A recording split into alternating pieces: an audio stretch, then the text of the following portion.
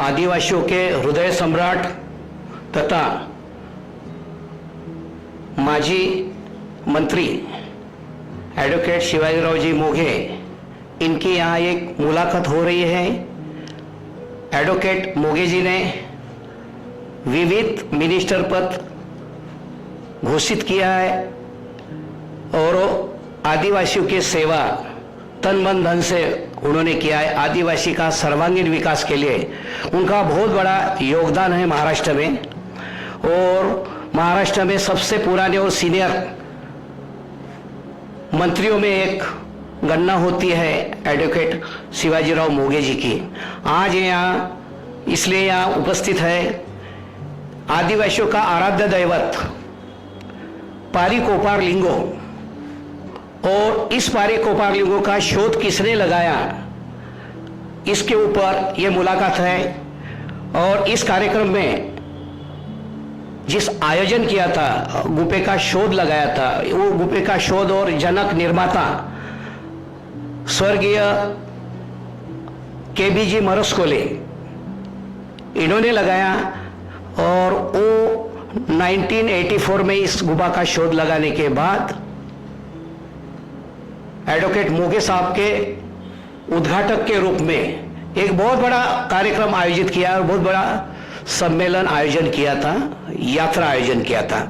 उस यात्रा का उद्घाटक सम्माननीय मोघे जी ने किया। उस कार्यक्रम के अध्यक्ष सम्माननीय मारुतराव जी कोवासे थे, और मुख्य अतिथि सम्माननीय हीराराम जी वरखड़े आमदार तथा बोगामी गुरुजी और आदि काफी लोग सामाजिक कार्यकर्ता आदिवासी के वहाँ उपस्थित थे। जब से वो कार्यक्रम को वहाँ शुरुआत की है मोघे साहब के हस्ते, आज वो कार्यक्रम का विशाल स्वरूप धारण किया है। हर साल वो वहाँ पे बहुत बड़ा मेला भरता है, पूरे जग भर के लोग वहाँ पारी कोपार लिंगो में कचारगढ़ में भाग लेते हैं, आते हैं। आदिवासियों के आराध्य दैवत पारी कोपार लिंगो कचारगढ़, इस पे आदरणीय शिवाजीराव मोघे जी विस्तृत मार्गदर्शन देंगे, ऐसी मैं उनको विनंती करता हूं। हमारे यवतमाल जिले में ट्राइबल वेलफेयर ऑफिस हुआ करता था, उसमें केबी मरस्कोले करके एक बहुत ही बड़ा व्यक्तिमत्व हमारे यहाँ आ चुके हैं। उनका एक ऐसा व्यक्तिमत्व था, सिर्फ वो ऑफिसर ही नहीं थे, वो एक इतिहासकार भी थे, वो बहुत सोच समझ वाले थे, दूरदृष्टि वाले भी थे। और उनके मन में हमेशा ये बात रही है कि हम जिस धर्म से आते हैं, गोंडी समाज आती है, उसकी उत्पत्ति क्या है, उसमें क्या है, उसकी संस्कृति क्या है, उसका संस्कार इतने अच्छे हैं, अगर वो देश के और दुनिया के लोग उसको एक्सेप्ट करें तो देश की भलाई हो सकती है, ऐसे वो विचार वाले थे। और काफ़ी स्टडी भी करते थे, अपना ड्यूटी निभाने के बाद साथ साथ ये भी बहुत बड़ा काम करते थे, और हमारे ज़िले में बहुत पॉपुलर थे। महाराष्ट्र में उनकी बहुत डिमांड थी कि हमारे यहाँ भेजो, हमारे, ऐसी उनकी एक बहुत ख्याति थी, क्योंकि वो बहुत अभ्यासक थे। और आप सबको मालूम है कि वो अच्छे पढ़े लिखे थे, खुद एक वकील थे, और एक उनका स्वभाव ऐसा था, मिलनसार स्वभाव था करके उनके पास काफ़ी लोग आते थे। वो पढ़ाई लिखाई में भी काफ़ी इतिहास पढ़ते थे, पौराणिक क्या चीज़ है वो पढ़ते थे, और उसमें उन्होंने काफ़ी अध्ययन किया था। और इसी इसमें हमारे उनकी यहाँ मुलाकात हुई, और उनको एक पता चला कि ये गोंड ये देश में सबसे बड़ा समाज आदिवासी में कौन सा होगा, तो गोंड समाज है। करोड़ों की संख्या में इस देश में गोंड समाज है। लेकिन ये समाज में जनरली बोलते रहते कि इसका इस पार्टी की इस धर्म के संस्थापक कौन है, तो पारी कुमार लिंगो है, ऐसा बोलते हैं। तो वो ठीक है, लेकिन ये पारी कुमार लिंगो ने धर्म इस गोंडी समाज को कहाँ दीक्षा दी, ये कोई पता नहीं था। और ये इसका क्या है, ये कौन थे, इसका कोई पता नहीं था। ये काफ़ी स्टडी करते थे, मेरे से भी चर्चा करते थे, और काफ़ी लोगों के पास चर्चा करने के बाद उनमें फिर उन्होंने जो ब्रिटिश कालीन जो इतिहासकार थे, वो उनका एक किताब उनको मिला है। तो वो किताब में उन्होंने काफ़ी किताब पढ़ते थे, लेकिन कुछ किताब में उन्होंने ये पाया है कि गोंडी समाज के संस्थापक ये पारी कुमार लिंगो थे, वो उसमें लिखित भी है। और दूसरी बात ये है कि ये जो संस्थापक थे, ये इन्होंने गोंडी समाज की दीक्षा कहाँ दी, ये बहुत ओरिजिनल ऐसे पॉइंट था उसमें।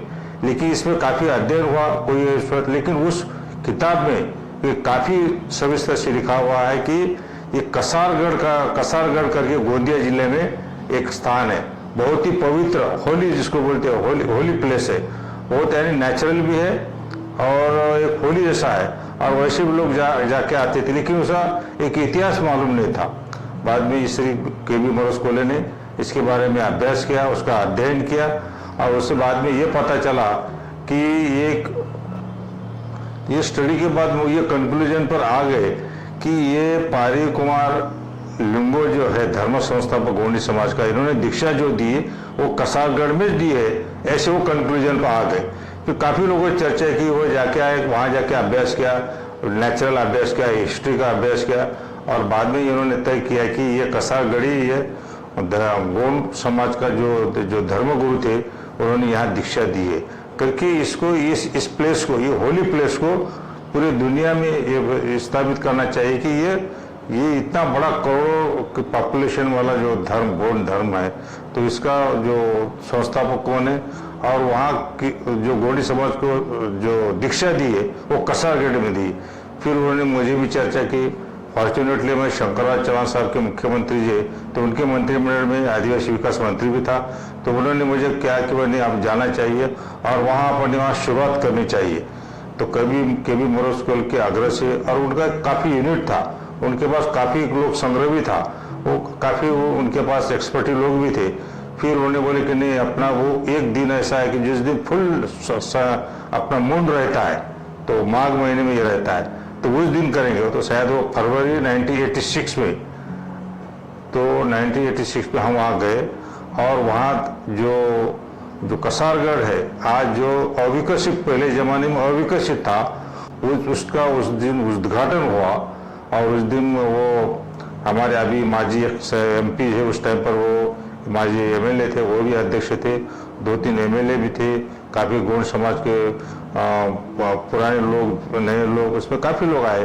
और उन्होंने ऐसा अनाउंस किया, उन्होंने अपने एक अभ्यास किया था, उन्होंने ऐसा किया कि हर साल यहाँ मेला लगेगा, और मेला लग के हमारी संस्कृति क्या है, हमारी भाषा क्या है, हमारी भाषा में भी परिवर्तन होना चाहिए, कि पूरे देश की भाषा भी हो सकती है। ऐसे उनके काफ़ी बहुत बड़ी पवित्र भूमि है, और सिर्फ गोंडों की नहीं, तो सारे आदिवासी वहाँ आते, क्योंकि ये पवित्र आदिवासी का एक पवित्र स्थल है। और वहाँ दीक्षा, गोंड समाज की दीक्षा देने की शुरुआत अगर कहाँ हुई है तो ये हुई है। ये उन्होंने अभ्यास स्टडी करके, और इतिहासकार जो है ब्रिटिश ज़माने में जो इतिहासकार थे, उन्होंने भी ये बताया कि ये यही जगह थी। तो कहने का मतलब है के.बी. मोरस-कोल्हे की जो अभ्यास हुआ और ब्रिटिश कालीन जो इतिहासकार है, उनका एक ही मत आ गया कि ये जो धर्मगुरु हमारे थे जो पोपार लिंगो जी, तो वो वहाँ रहते थे, और उन्होंने वहाँ दीक्षा दी। ये कंक्लूजन आने के बाद हर साल यहाँ मेला लगना चाहिए, इसका उद्घाटन मेरे हस्ते की ओर किया है। आज मैं समझता हूँ कि आज लोगों भूल गए होंगे, आज तो काफ़ी वहाँ लोग डेवलप हुए हैं, काफ़ी लोग आते हैं जाते हैं, और अपना उनको सगुन भी आता है, उनको अच्छा ही आती है, और उनको अच्छी एक दृष्टि भी मिल जाती है कि भाई हमारे अपना जो धर्म है, जो पुराने ज़माने हुआ, उसका अपना अमलवारी की है, और ये पवित्र स्थल की जब अगर हम आशीर्वाद लेते हैं तो अपना भला होता है। ये काफ़ी लोगों को अनुभव आया करके, काफ़ी करोड़ लोग वहाँ आते हैं, और हर साल वो पूर्णिमा के दिन, माघ महीने के पूर्णिमा के दिन जनरली फरवरी में मेला लगता है। तो कहने का मतलब मेरा ये है कि ये जो स्थापना हुई है वो एक ही आदमी है, वो है के.बी. मोरस-कोल्हे, advocate KB. मोरस-कोल्हे। इन्होंने ये स्थापना की है, और उसका उद्घाटन मेरे हस्ते हुआ है, और काफ़ी उसमें फिर बदलाव भी हुए, काफ़ी डेवलपमेंट हुए, और कभी आप इसको स्कोप भी बहुत है, लेकिन ये करने वाला मूल पुरुष कौन है, तो के.बी. मोरस-कोल्हे, ऐसा मैं कहना चाहता हूँ। वो अधिकारी भी थे, लेकिन जैसा भी समय मिलता था अधिकारी करके बहुत ही ऑनेस्ट काम करते थे, और बचे हुए टाइम में संडे है या कोई जो भी दिन है, तो उनका एक एक्टिविटी हमेशा रहती थी। उनके काफ़ी संगठन भी हमारे होतवाल में की थी उन्होंने, जैसे गोंडवाना आदिम भाषा साहित्य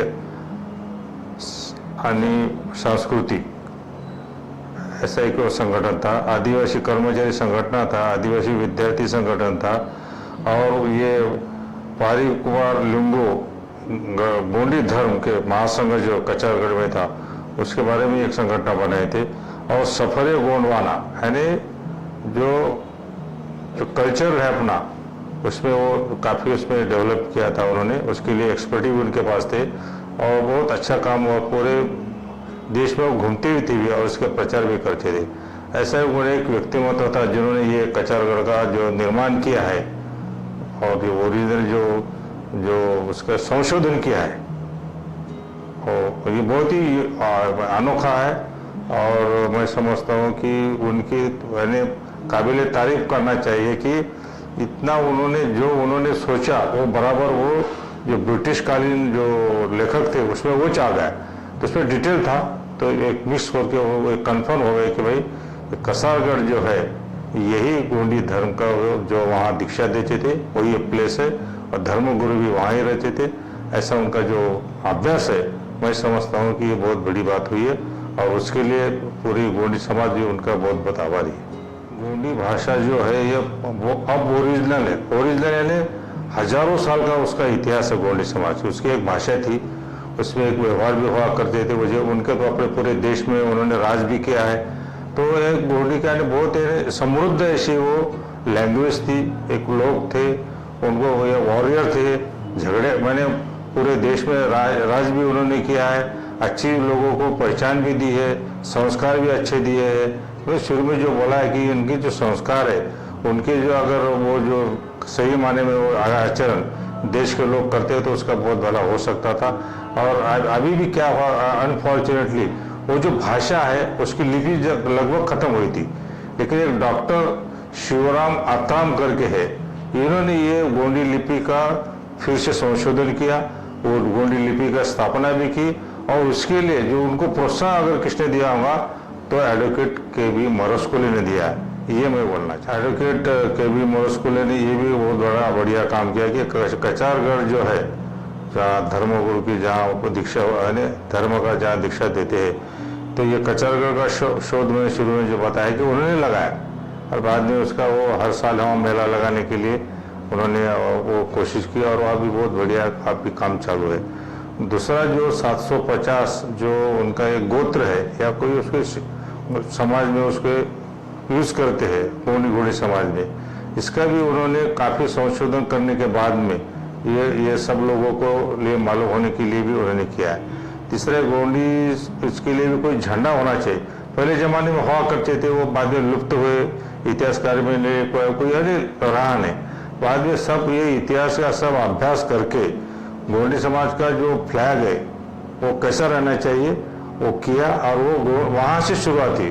कचारगढ़ में जो झंडा भी लगाया और 7 से 50 का जो था सब लोगों के लिए उन्होंने अनाउंस भी कर दिया और हर बात उन्होंने गोंडी समाज के लिए जो ओरिजिनल जो है उसका संशोधन करने का काम उन्होंने किया, तो उसके लिए वो सारा समाज का बहुत बहुत ऋणी है।